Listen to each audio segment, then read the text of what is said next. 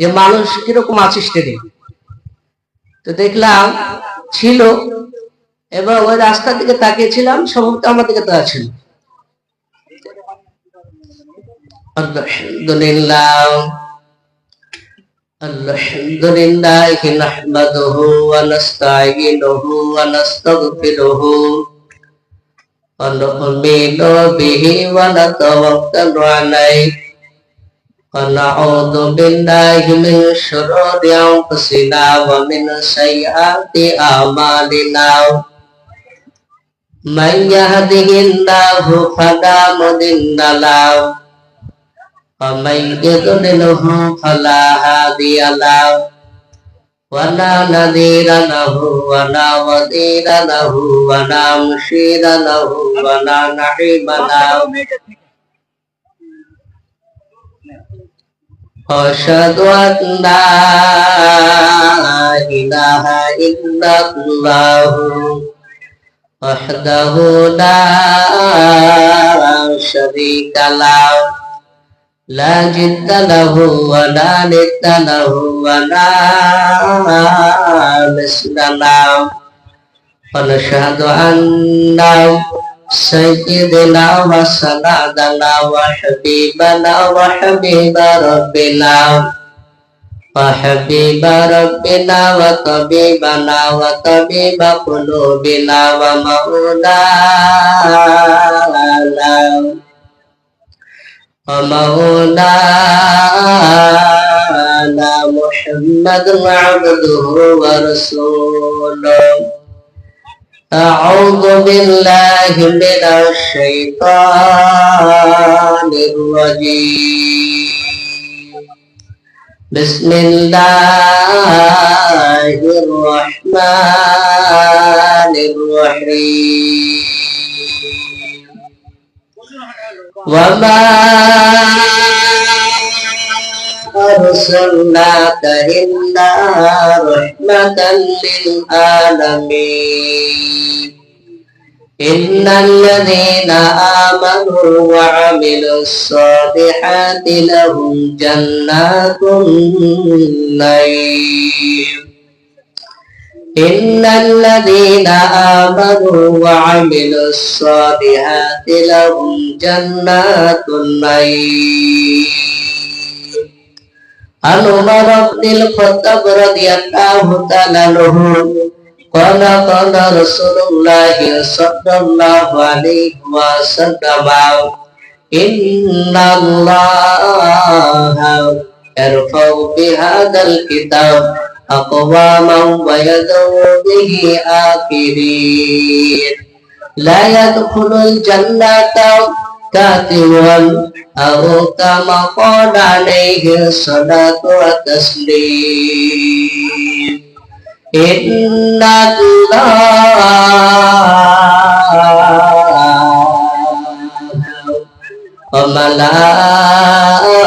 وملائكته يصلون على النبي يا أيها الذين آمنوا صلوا عليه وسلموا تسليما. شكر محمد شهدر إبراهيم اللهم صل على ناشد. اللهم صل على محمد وعلى آل محمد كما صليت على إبراهيم وعلى آل إبراهيم إنك حميد مجيد. اللهم بارك على محمد وعلى آل محمد كما باركت على إبراهيم وعلى آل إبراهيم إنك حميد مجيد. তোমার মতন দয়ার নবী আর হবে না, তোমার মতন দয়ার রাসূল আর পাব না। আর দিও দেখাও ও গো নবী চলে যেও না,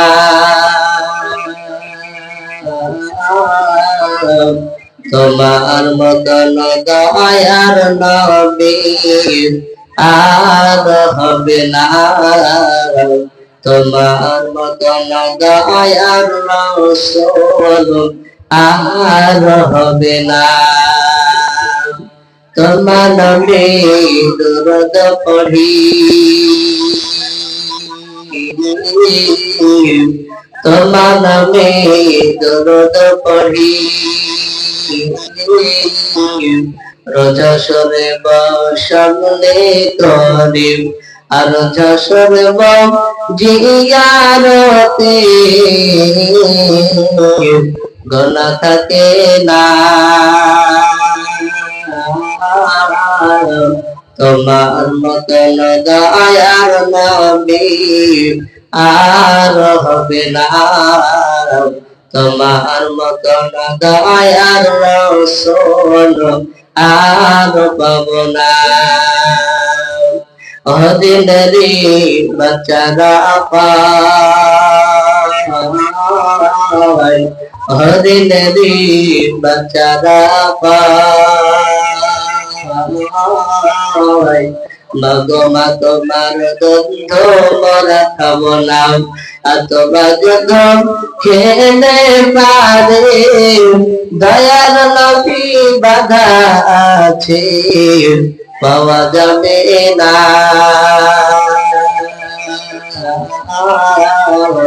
তোমার মতন দয়ার নবী আর হবে না, তোমার মতন দয়ার রাসূল আর পাবো না। শ্রদ্ধেয় আজকে যোগ্যতম সভাপতি মহাশয় ও সম্মানিত আমন্ত্রিত ওলামায়ে কিরামগণ, আমার সম্মুখে দিনদার পরিষ্কার মুত্তাকি বাবজি ভাইরা, আমার পর্দার মা বোনেরা, সকলকে আমার বুক ভরা ভালোবাসা, সকলকে সালাম জানাই। আসসালামু আলাইকুম ওয়া রাহমাতুল্লাহি ওয়া বারাকাতুহু। আলহামদুলিল্লাহ, সমস্ত প্রশংসা বিশ্বনীয় হামদাত সাধনা বন্দনা সেই মহান রব্বুল আলামিনের জন্য, যে মহান রব্বুল আলামিন আমাদেরকে বড় ভালোবেসে রহম করে আমাদেরকে এই জালসার মজলিসে বসার তৌফিক দান করেছেন। সেই জন্য আল্লাহর দরবারে শুকরিয়া স্বরূপ আদায় করে বলুন আলহামদুলিল্লাহ। একটু উচ্চ স্বরে বলুন আলহামদুলিল্লাহ।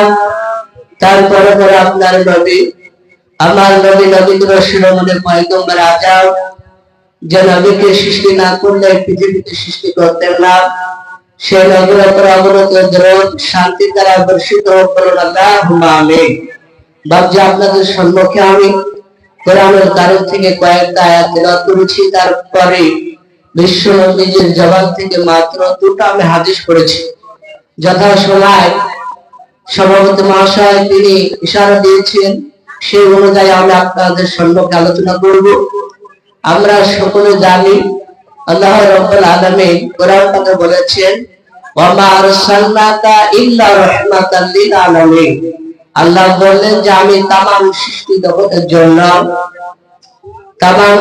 জগতের জন্য আমার বিশ্ব নবীকে রহমতের নবী করে পাঠিয়েছে। সুবহানাল্লাহ। সে নবীকে আমরা পেয়েছি।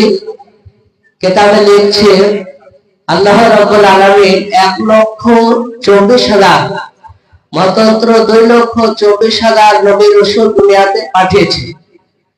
তাহলে এই এতগুলো নবীর চাইতে আপনার নবী, আমার নবী জনাব মুহাম্মদ রাসূলুল্লাহ সাল্লাল্লাহু আলাইহি ওয়াসাল্লামকে সমস্ত নবীর সরদার বলা হয়েছে। বলুন সুবহানাল্লাহ। সেই নবীর কথা ছিল আপনাদের সম্মুখে কিছুক্ষণ ইনশাআল্লাহ বলে ইনশাআল্লাহ বিদায় নেব, কারণ রাত্রি আপনার প্রায় 11:50 বাজতে চলল। ইনশাআল্লাহ আমাকে ঘন্টাখানিক টাইম দিয়েছেন, ইনশাআল্লাহ সেই অনুযায়ী আলোচনা হবে। তার আলোচনা দিকে ফিরে আসি। আমার বিশ্ব নবী জনাবে মুহাম্মদ রাসূলুল্লাহ, সকলে বলুন সাল্লাল্লাহু আলাইহি ওয়াসাল্লাম। নবীজি যখন নামটা নিব তখন আপনারা দরুদ পড়বেন। নবীজি বলেছেন, যারা আমার নাম শোনার পর দরুদ পড়লো না সেই ব্যক্তি ধ্বংস হোক। আচ্ছা বলেন, নবী যদি বলে ধ্বংস হোক, তাহলে পৃথিবীর কোনো বেটা হেফাজত করতে পারবে? বলে কেউ পারবে না। তাই আমি যখনই নবীজির নামটা নিব আপনারা সকলে সেই সময় সাল্লাল্লাহু তাআলা আলাইহি ওয়াসাল্লাম পড়বেন।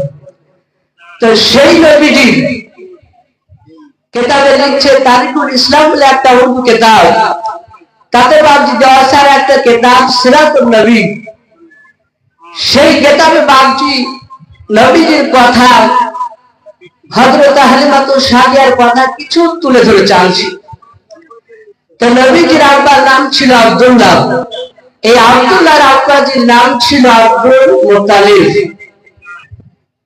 তো আব্দুল মুত্তালিব অনেক বড় ঘটনা, বলতে লাগলে বাবজি 3 ঘন্টা 4 ঘন্টা পার হয়ে গেল, আমি শেষ করতে পারবো না। মোটামুটি কথা আমি তুলে ধরবো। সেই নবীজি আব্বা আব্দুল্লাহ, তারা 10 ভাই আপনার ছিল। সে সময় সিরিয়াতে ব্যবসা করতে গিয়েছিল। ব্যবসা যখন করতে গিয়েছিল, ওই সময় হযরতে বিশ্ব নবীজির মার নাম কি ছিল আপনাদের জানা আছে? হযরতে আমিনা। হযরত আমিনা, নবীজি যে সময় আমিনার পেটে থাকা অবস্থায় নবীজির আব্বা আব্দুল্লাহ ব্যবসা করতে গিয়েছিল। ব্যবসা করতে যাওয়ার পর সে সিরিয়ায় আপনার ইন্তিকাল করেছিলেন। সকল বলুন ইন্না লিল্লাহি ওয়া ইন্না ইলাইহি রাজিউন।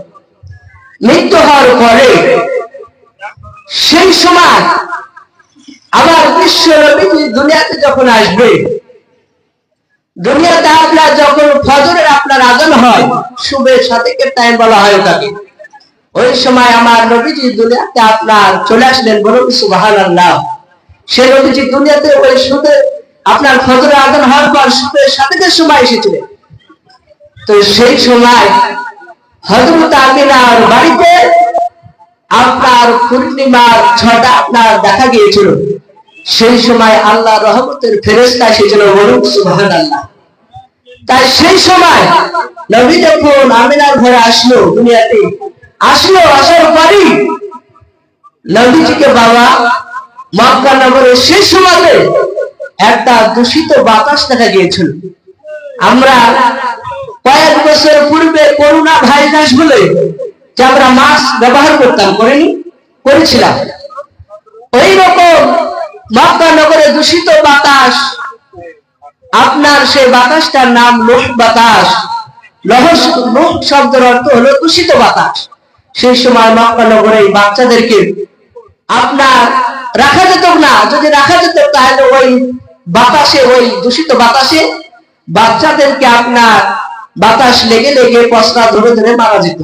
তাই আমিনা ভাবলেন, আল্লাহ, এই বাচ্চাকে মক্কা নগরে রাখা যাবে না। আমার মনে হয় মক্কা থেকে অন্য গ্রামে মদিনায় আমি পাঠিয়ে দেব। সঙ্গে সঙ্গে হযরত আমিনা নিজের বাচ্চা নবীজিকে আপনার কোলে করে নিয়ে তিনি আপনার দাঁড়িয়ে আছে। প্রথম নাম্বারে আপনার মেয়ে আপনার দাইমা এসেছিল। সেই সময় যে আপনার মক্কা নগর থেকে যে বাচ্চা নিয়ে যেত, যে মেয়ের বাচ্চা নিয়ে যেত কোন দাইমা, নিয়ে যাওয়ার কারণে তাদেরকে আপনার মাসে আপনার মাইনা দেওয়া হতো। যেমন আমরা রাজমিস্ত্রি কাজ করলে 700, 1000 এরকম টাকা দেয় না? ওই রকম আপনার মক্কা নগরে যে কোনো বাচ্চা নিয়ে গেলে, মদিনা থেকে হোক আর সামদেশের থেকে হোক, আপনার বাহরাইন শরীফ থেকে হোক, যে কোনো গ্রাম থেকে মক্কা নগরে বাচ্চা নিয়ে যাওয়ার কারণে তাদেরকে মাইনা দেওয়া হতো। সেই সময় হযরত আমিনা নবীজিকে নিয়ে আপনার দাঁড়িয়ে আছে। প্রথম নাম্বার একটা দাইমা, সেই দাইমাটা ছিল হযরত রোকিয়া। হযরত রোকিয়া আসার পর আমিনার কোলে আমার বিশ্ব নবীজিকে দেখার পর রোকিয়া বলে, আমিনা এত সুন্দর বাচ্চা আমি পৃথিবীতে প্রথম দেখলাম। বলুন সুবহানাল্লাহ। এত সুন্দর নবীজির চেহারা ছিল বাবা। হযরত ইউসুফ নবী আলাইহিস সালাম, হযরত আয়েশা বলেন যে ইউসুফ নবীর চেহারা দেখে বাবা এক নাই দুই নাই 370 নারীরা তারা ইউসুফের চেহারা থেকে হাতের আঙ্গুল কেটে ফেলেছিল। হযরত আয়েশা বলেন ওই জায়গায় ইউসুফ না হয়ে যদি আমার নবী জনাবে মুহাম্মদ রাসূলুল্লাহ সকলে বলে সাল্লাল্লাহু তাআলা আলাইহি ওয়াসাল্লাম যদি আপনার দাঁড়িয়ে থাকতো তাহলে হাত কাটতে কাটতে কলিজা পর্যন্ত ভেতর তো ভেতর না। বলুন সুবহানাল্লাহ। বিশ্ব নবীর এত সুন্দর চেহারা, নবীজির চেহারা দেখে রোকিয়া ডাকতে বলেন আমিনা এই বাচ্চাকে তুমি দিলে না বললাম। আমিনা বলে বল রোকিয়া আমি বাচ্চা কেন দিব না, আমি বাচ্চাটা দেওয়ার জন্য আমি দাঁড়িয়ে আছি। সঙ্গে সঙ্গে বাবা হযরত রোকিয়া বিশ্ব নবীজিকে আমিনার কোল থেকে নবীজিকে নিয়ে বাবা আপনার চুমা দিতে শুরু করে দিলাম।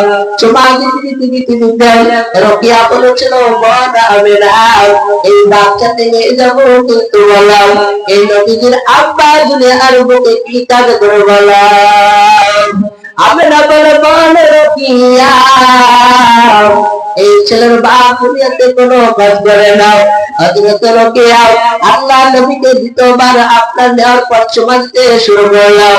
চুমা দিতে দিতে রোকিয়া দ্বিতীয়বার ডাকতে বলে বল আমিনা বলে বাচ্চাকে নিয়ে যাবো, কিন্তু এই ছেলের আব্বা দুনিয়াতে কি কাজ করে বললাম। হযরত আমিনা ডাক দিয়ে বললেন ওগো আমার শুনে নাও বল রোকিয়া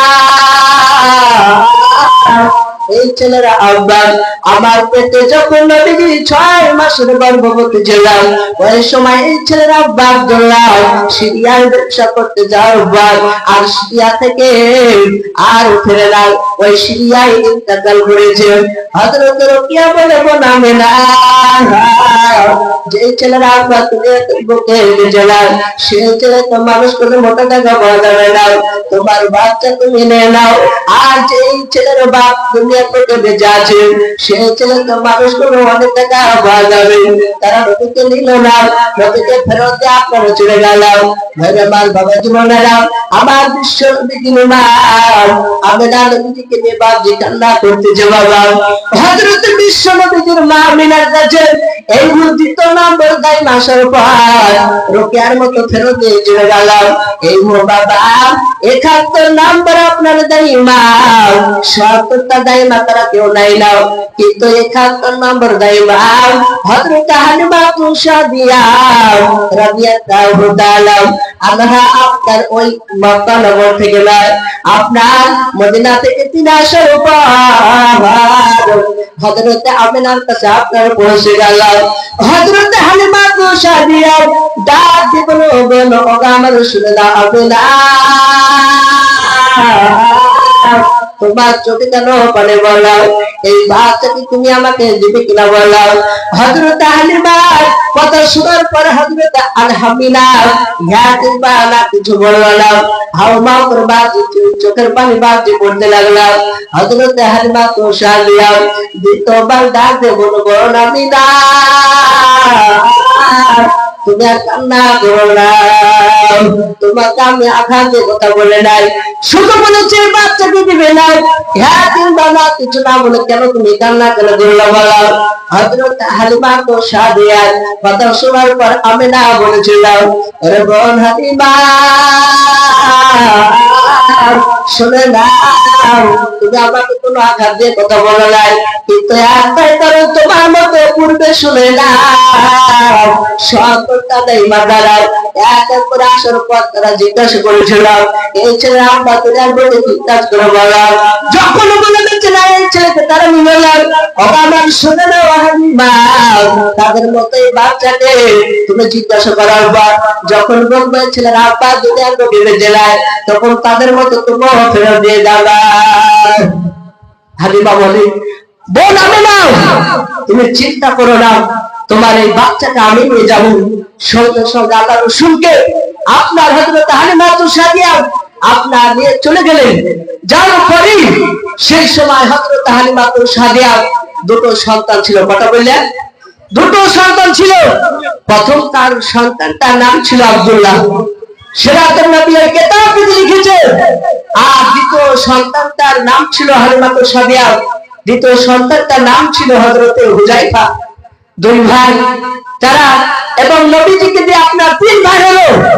তাই দুই ভাই যখন আপনার সকালবেলায় আপনার মাঠে ছাগল চড়াতে যেতেন, আর সকাল থেকে সন্ধ্যে যখন আপনার সূর্যটা যখন আপনার ডুবে যেত পশ্চিম দিকে, সেই সময় হযরতে হালিমা সাদিয়ার দুটো সন্তান বাড়িতে ফিরত।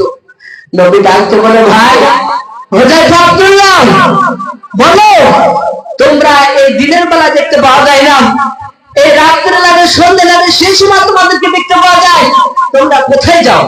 তারা দুই ভাই ডাকতে বলল, ভাই মুহাম্মদ সাল্লাল্লাহু আলাইহি ওয়াসাল্লাম, সেই ডাকতে দুই ভাই ডাকতে বলল, ভাই মুহাম্মদ, আমরা সকালে ছাগল চড়াতে যাই, সন্ধ্যে লেগে গেলে আমরা বাড়িতে ফিরি। বলে, তাই বলে? হ্যাঁ। নবীজি বললেন, ভাই আব্দুল্লাহ, হুযায়ফা, আমার তোমাদের সঙ্গে আমি ছাগল চড়াতে যাব। দুই ভাই ডাকতে বললেন, ভাই মুহাম্মদ, আমার মা আমিনা, আমার মা হালিমা আমাকে যেতে দিবে না তোমাকে।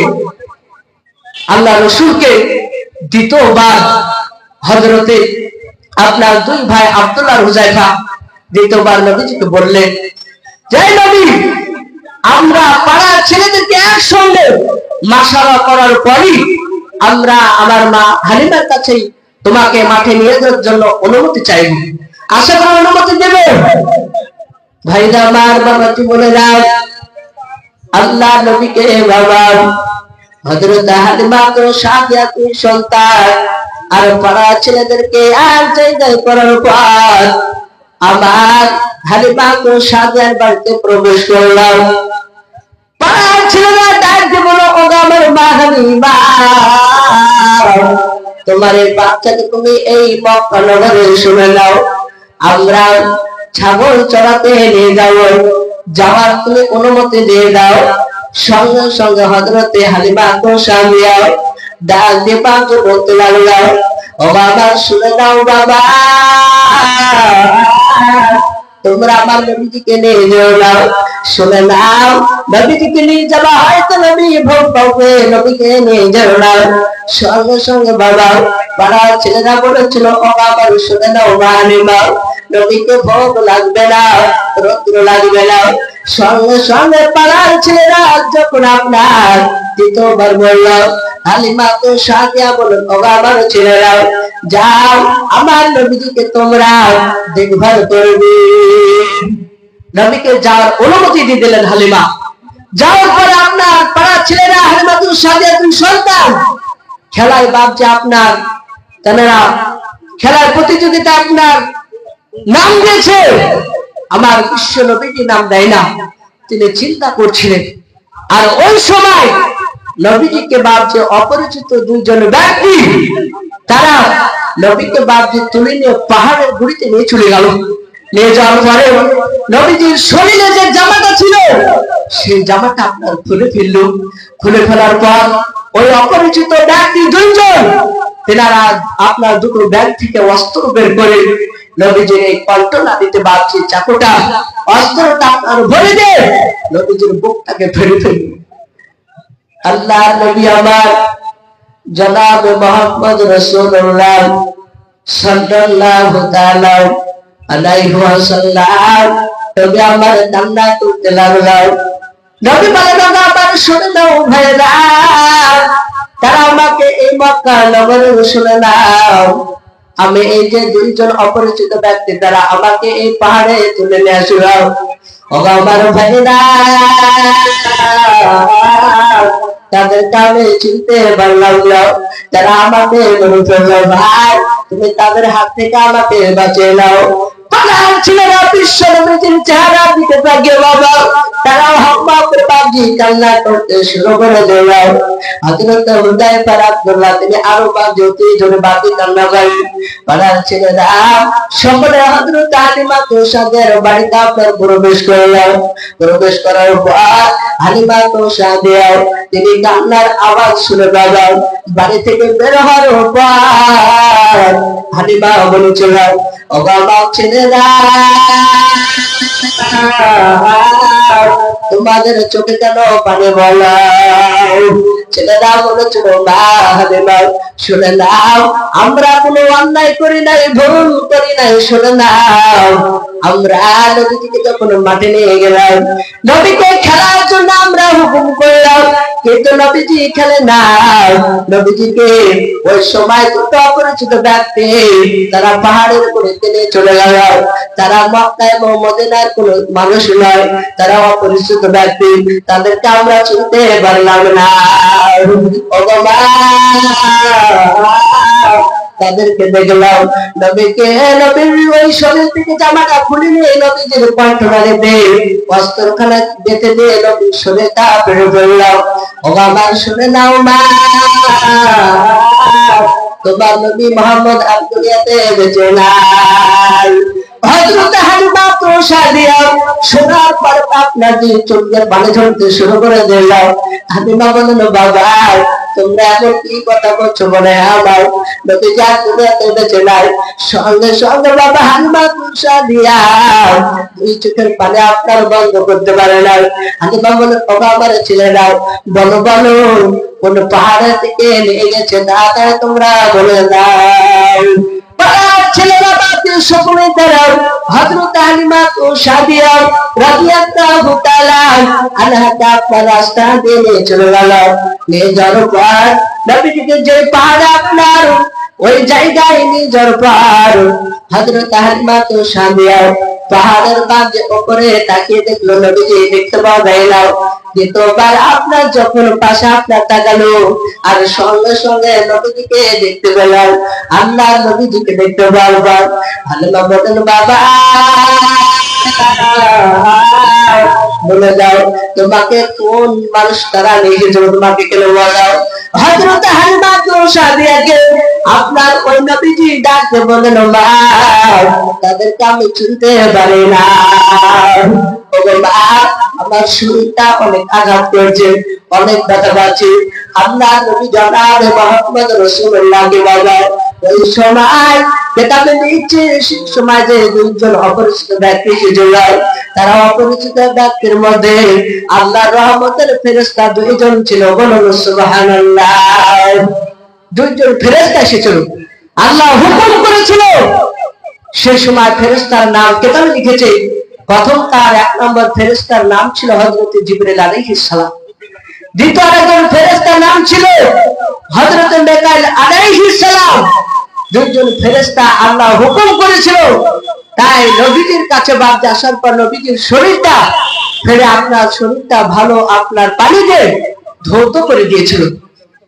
সঙ্গে সঙ্গে নবীজিকে যখন হযরত হালিমা সাদিয়া দেখলেন যে আমার নবীজিকে এই জায়গায় আর রাখা যাবে না, একের পর এক বিপদ ঘটছে, তাই হালিমা সাদিয়া ওই সময় নবীজি আপনার 6 বছর পুজতে বাদ যে কয়েক মাস বাকি ছিল, সেই সময় হালিমা সাদিয়া আমেনার বাড়িতে আপনার পৌঁছে দিলেন। হালিমা বলে, আমিনা তোমার এই বাচ্চাকে আমি রেখে আমি কি করে থাকবো একা বাড়িতে? আমার নবীজির উপরে মায়া মহব্বত ভালোবাসা পড়ে গিয়েছে। সঙ্গে সঙ্গে আমিনা বললে, বোন হালিমা তোমাকে আমি পারমিশন দিলাম, অনুমতি দিলাম, যখন তোমার মনটা খারাপ করবে তখন তোমরা নবীজিকে আবার হয়তো 2-4 দিনের মতো নিয়ে যাওয়ার পরে বাড়িতে রাখবা। এই অনুমতি দেওয়া হলো। সঙ্গে সঙ্গে আপনার হযরত হালিমা সাদিয়া নবীজিকে আমেনার কাছে আপনার রেখে আপনার চলে আসলেন। আসার পরই হযরত বিশ্ব নবীজি একজন ফুপুমা, কেতাবে লিখছে উম্মে আইমন ছিল, আর নবীজির মা আমিনা তিনি নবীজিকে ডাকতে বললেন, বাবা মুহাম্মদ তোমার আব্বাজির ওই কবরের গুড়ি যে মাকামে আবা সেই জায়গায়, এবং নবীজির নানার বাড়ি ছিল তাইফ নগর। কি বললেন? তাইফ নগর। তাই আমিনা বললেন, ওগো নবীজি, চলো তোমার নানার বাড়ি অনেক দিন বেড়ানো হয়নি, তাই তোমার নানার সঙ্গে দেখা করব এবং তোমার এই ফুপুমা হযরত মাইবনকে নিয়ে যাবো। তিনজন মিলে আপনার যেতে শুরু করে দিলাম। যেতে যেতে আপনার মাপামা আবু ওই জায়গায় যখন পৌঁছেছে আমেনা দু চোখে পানি ঝরতে লাগলো। হযরত মাইবন কান্না করছে, কান্না করতে করতে বাবা রাসূলুল্লাহ তার মা আমিনার চেহারা থেকে তাকিয়েছে। তাকে থাকার পরে মাকামা আপনার আবহাওয়া জায়গায় থেকে বের হওয়ার পর তায়েফ নগরে যখন প্রবেশ করলো, হযরত আমিনা আব্বার নাম ছিল ওয়াহাব, কি বললেন? ওয়াহাব ছিল। সেই ওয়াহাবের সঙ্গে বাড়তি কথাবার্তা বললেন নবীজি এবং তার মা আমিনা বললেন। আবার বলার পর যখন আবার আপনার নিজের আব্বার কাছ থেকে বাড়ি যখন ফিরবে হযরতে আব্দুল্লাহর বাড়ি, সেই সময় আবার দ্বিতীয়বার আস্তে আস্তে ওই কবরের গুড়িতে হযরত আমিনা ওই কবরটা দেখে আবার হাওমাও করে কান্না করতে লাগলো। হযরত মাইমুন কান্না করে আমার বিশ্বনবী জনাব মুহাম্মদ রাসূলুল্লাহ সাল্লাল্লাহু তাআলা আলাইহি ওয়াসাল্লাম ডাকতে বাজে হযরত মাইমুনকে, ডাকতে বলে ফুফমা শুনে নাও, যাওয়ার সময় আমার মা আমিনা ওই কবরটা থেকে কান্না করছিল, তুমিও কান্না করছিল এবং দ্বিতীয়বার আবার যাওয়ার সময় আমার মা আমিনা কান্না করছিল। ফুফমা তুমিও কান্না করছিল, কিন্তু বলো ওই কবরটা কার বলে দাও। হযরত মাইমুন কোনো কথা বাকি বলে না। আল্লাহর নবীজি হযরত আমিনার কাছে যাওয়ার ডাকে বলল মা,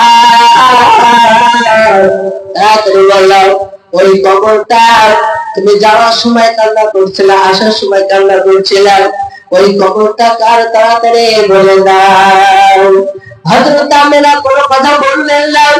হযরত বিশ্বনবীজি নিজের ফুফুমার কাছে দ্বিতীয়বার চলে গেল। হযরত মাইমুন কোনো কথা বলে না।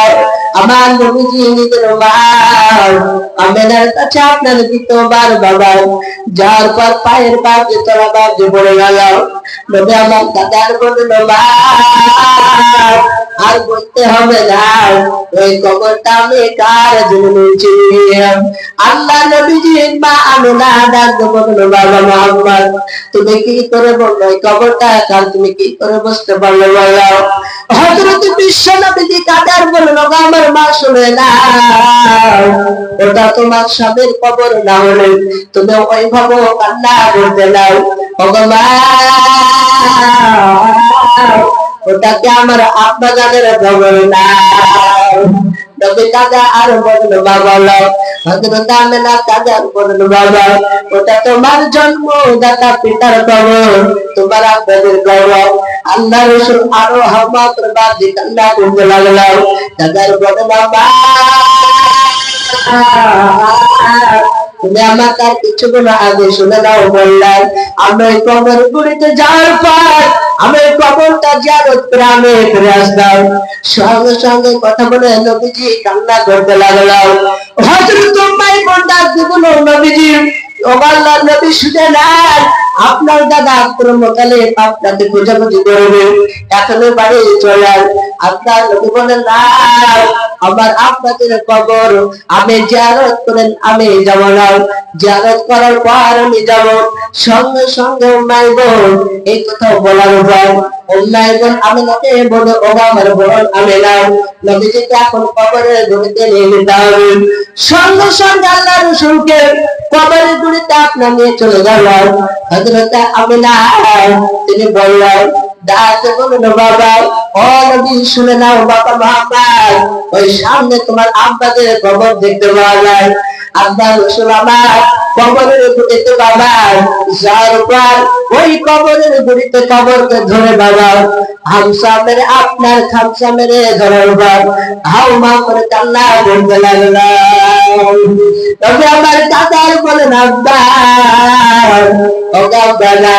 আপনার সাদের মা বলে তুমি যে যাওয়া কেন তুমি কথা বলো না? এই ভোপালটি কান্না করছে বাবা।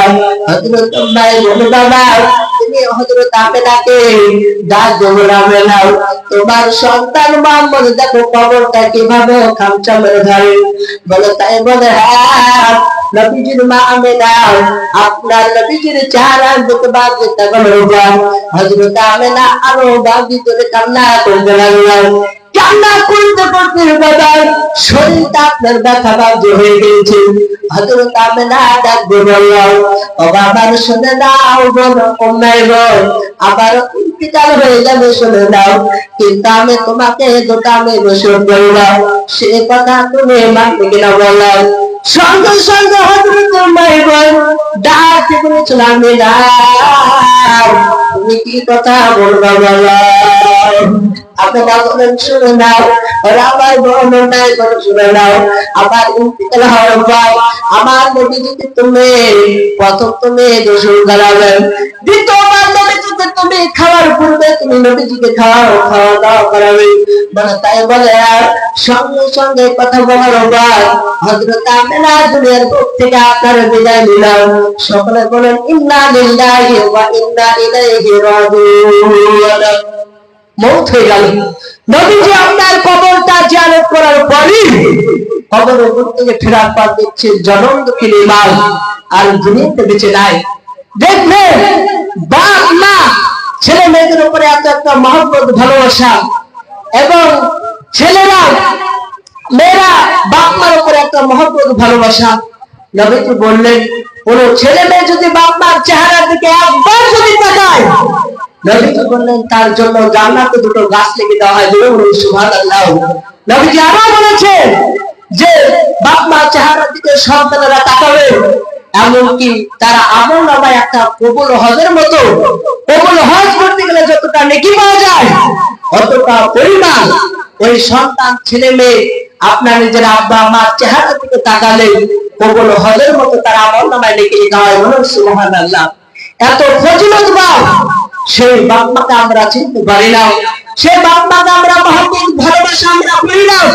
আল্লাহ রাসূলের আমার বিশ্ব নবীজি ওই কবর থেকে নিজের আব্বাজির কবর থেকে ফেরার পথে আমেনার সামনে থেকে আপনার লাশ দেখতে পাবেন।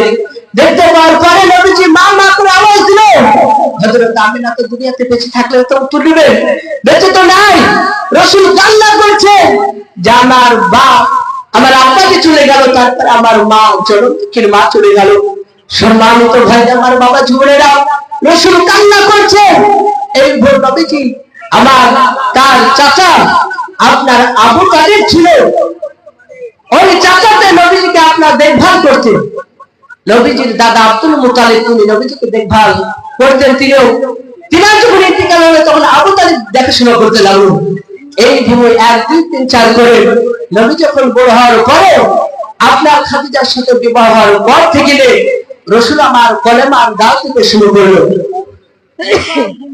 কলেমার দাওয়াত দিতে আপনার সেই সময় মক্কা নগরে আপনার 100% মানুষের মধ্যে আপনার 90% মানুষ তারা নবীকে নবী বলে স্বীকার করেছিল। 100% মানুষের মধ্যে 10% নবীকে নবী বলে তারা মেনেছিল, আর 90% মানুষ তারা নবীকে নবী বলে তারা মানেনি। সঙ্গে সঙ্গে আল্লাহ রাসূলকে আপনার বেঈমানেরা আপনার যারা যন্ত্রণা অত্যাচার করতে শুরু করে দিল। রাসূল আমার মক্কা ছেড়ে আপনার তাইফের নিকটে আপনার প্রবেশ করলো। বেঈমানেরা নবীজি প্রথম আপনার আব্বাজির জন্য কান্না করছে, দ্বিতীয়বার আপনার মা দুনিয়ার মুখে বেঁচে নাই সে মার জন্য কান্না করছে। আর বেঈমানেরা তবু কিন্তু নবীকে ছাড়ে না, নবীকে তবু অত্যাচার করছে। নবী আমার মক্কা ছেড়ে আপনার তাইফের নিকটে চলে গেলেন। যাওয়ার পরে 3 জন শক্তিশালী আপনার বাদশা ছিল। ওই বাদশা সেই বাদশার কাছে যাওয়ার পরে রাসূল আমার চিন্তা করলেন আল্লাহ ওই বাদশার কাছে আমি কলেমার দাওয়াত দিব, তারা যদি কলেমাকে বিশ্বাস করে নাই আমাকে নবী বলে মেনে নেয়, তাহলে আমরা ওই মক্কা নগরের কাফেরদের হাত থেকে আমি নাজাত পেয়ে যাবো। এই কথাটা কে বললেন? আল্লাহ রাসূল। আল্লাহ নবী আমার জনাবে মুহাম্মদ রাসূলুল্লাহ সাল্লাল্লাহু তাআলা আলাইহি ওয়াসাল্লাম এই আশাতে আপনার তায়েফের নগরে যখন প্রবেশ করলেন, তিনজন বাদশার কাছে প্রথম নাম্বার বাদশাকে বলেছিলেন, আল্লাহ নবী বলেন, ওগো বাদশাহ, আমাকে এক আল্লাহ নবী রাসূল করে পাঠিয়েছে দুনিয়াতে, আমাকে এক নবী রাসূল বলে আপনি মেনে নেন। প্রথম নাম্বার বাদশা বলেছিলেন, ওগো আল্লাহ নবী শুনে নেন, আপনাকে আমরা নবী রাসূল বলে আমরা মেনে নিতে পারবো না। আল্লাহর নবীকে প্রথম নাম্বার বাদশা চিনতে পারলো না। এই গো বাবা, দ্বিতীয়বার আল্লাহ রাসূল আমার দ্বিতীয়জন বাদশাকে বলেছিল, ওগো বাদশা, আমাকে আপনি নবী রাসূল বলে মেনে নেন। দ্বিতীয় নাম্বার বাদশা বলেছিল, না ওগো আল্লাহ রাসূল, আপনার কথা আমাদের শুনতে ভালো লাগে না। সঙ্গে সঙ্গে আল্লাহর নবী তিন নম্বর বাদশাকে লক্ষ্য করে বলেছিল, ওগো বাদশাহ, আমাকে নবী রাসূল বলে মেনে নেন। তিন নম্বর বাদশা বলেছিল, আল্লাহ রাসূল শুনে নেন, আপনার কথা আমাদের শুনতে ভালো লাগে না। তারা তিনজন বাদশা আল্লাহ রাসূলকে বাকি চিনতে পারলো না। আবার নবীজি আমার সেই জায়গায় বসে আছেন, আর তিনজন বাদশা ডাক দিয়ে বললেন, যাক নবীজিকে আমরা দুনিয়ার বুকে বেঁচে রাখবো না। তারা তিনজন বাদশা ওই তায়েফ নগর থেকে আপনার বেরোলেন, আপনার ছোট বড় বাচ্চা ছেলেদেরকে লাগিয়ে দিল। ওরে বাবা, শুনে নাও, একজন নবী মুহাম্মদ বলে দুনিয়াতে শুনে নাও আল্লাহ পাঠিয়েছেন, কিন্তু তায়েফ নগরে প্রবেশ করেছে, তায়েফ নগরে অবস্থান করছে। শুনে নাও, সেই নবীকে তোমরা মেরে দেবে, মেরে দেওয়ার পর তাকে তোমরা ওই গ্রাম থেকে তুমি লাশটাকে ফেলে দেবে। বলে তাই বলে, হ্যাঁ। সঙ্গে সঙ্গে আল্লাহর নবী জনাবে মুহাম্মদ রাসূলুল্লাহকে বাবা বেঈমানেরা, বাচ্চা ছেলে ছোট বড় তারা সকলে বাবা নবীজিকে মারতে শুরু করলো। আল্লাহ রাসূলের আপনার কপালে আপনার যখন পাথরটা মারলো, আল্লাহ রাসূলের কপালটা আপনার ফেটে গেল। নবী তাদের বলেন, বাবা তোমরা আমাকে মেরো না। নবীকে বাদে তারা চিনতে পারলো না। এই ভয়ভীত নাম্বার বেঈমান তিনবারটি আপনার কপালে আপনার আঘাত করলো, পাথর নেই, কপালটা আপনার ফেটে গেল। নবীজি আমার কান্না করে, বাবা বেঈমানদের বাদে দিলে রং হলো না। বেঈমানেরা বাবা হাদিসে কোথাও পাওয়া যায়, ওই রক্তে এমনকি পায়ে আপনার পড়ে গেল, পাটা আপনার রক্তের বাদে জমা বেঁধে গিয়েছিল। এই তৃতীয় নাম্বার বেঈমান আবার যখন পাথরটা বেঁধে দিল, রাসূল আমরা আল্লাহ করে কান্না করতে লাগলাম। দেখতে বলেন, বাবা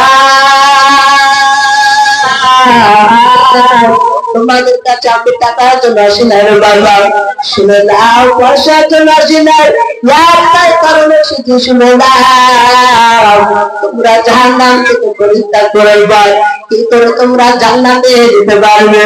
ওরে বাবা তোমরা আমাকে মেরো না।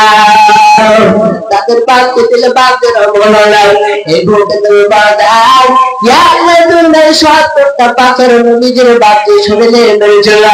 নবী আমার কান্না করছে পাগলের মতো, বাবা বেঈমানেরা চিনতে পারলো না।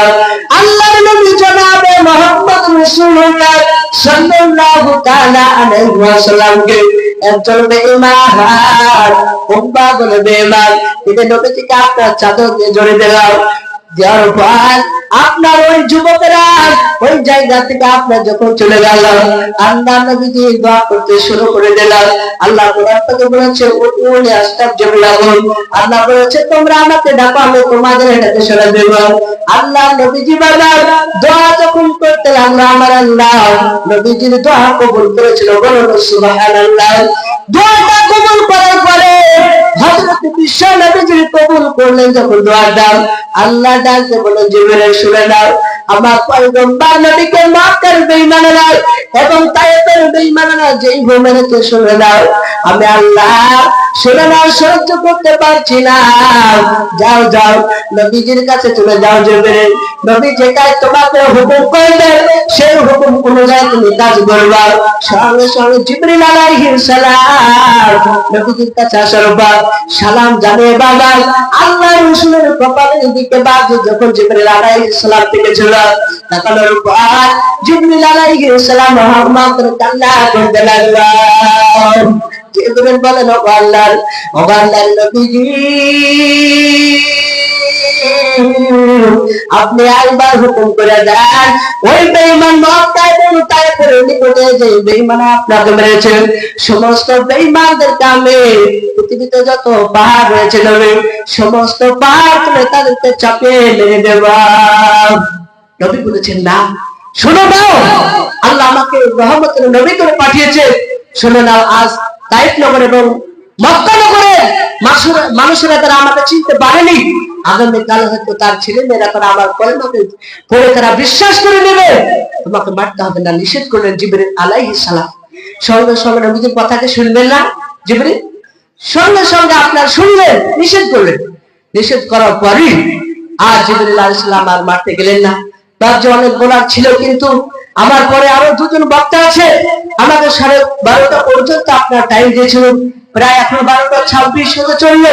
তার প্রত্যেকটা বাজে ভাইদের সকলকে বলবো, নবী রাসূল আপনার এই দিনে দাওয়াতের কাজ করতে যে আপনার তাইফের বুকে আপনার এই যে রক্ত আপনার ঝরেছে, আজ আমরা দিনকে আমরা অতি সহজে পাওয়ার পরে আমরা নামাজ পড়ছি না, তাই প্রত্যেকটা বাচ্চু ভাইদেরকে বলবো এখানে এবং পর্দার মা বোনদেরকে বলবো, যারা আমরা নামাজ পড়ি আলহামদুলিল্লাহ ভালো, যারা পড়ি না ইনশাআল্লাহ আমরা কাল থেকে 5 ওয়াক্ত নামাজ পড়ব। হাত তুলে বলেন ইনশাআল্লাহ, বলেন ইনশাআল্লাহ।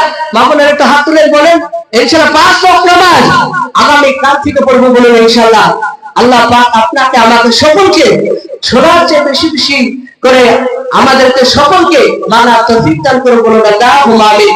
ভাই আমরা সকলে আমরা জানি আমি আপনার 79 কিলোমিটার রাস্তা অতিক্রম করে আমি আপনাদের কাছে এসেছি।